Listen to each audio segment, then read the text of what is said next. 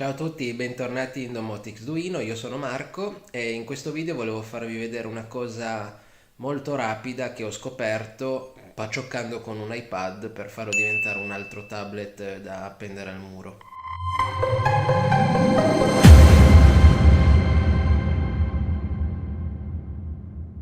Questo è il mio vecchio iPad che comunque ha un'interfaccia che è veramente molto veloce anche rispetto al tablet Android che ho appeso al muro, è proprio molto rapido.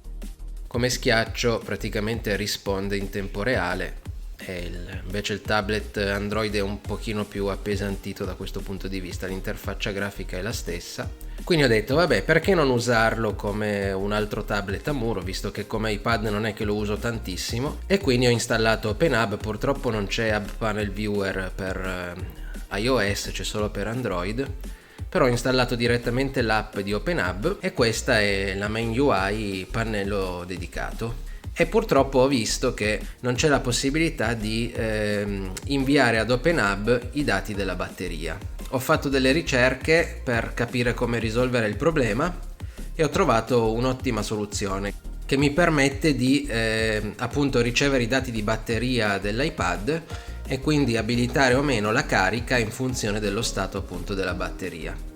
Questa cosa la farò con un piccolo son-off collegato all'alimentatore dell'iPad e quindi da OpenHub attiverò e disattiverò il relè del son-off per attivare e disattivare la carica. Quindi se vi interessa sapere cosa ho fatto, vi invito a seguire uno dei prossimi video in cui spiego passo passo appunto quello che ho fatto. Piccolo spoiler, ho utilizzato il binding nativo iCloud che permette di interagire con i dispositivi iOS collegati all'account iCloud. Bene, detto questo mi fermo qui, vi ringrazio se siete arrivati fino al fondo di questo video e per chi vorrà ci vediamo al prossimo video. Ciao a tutti!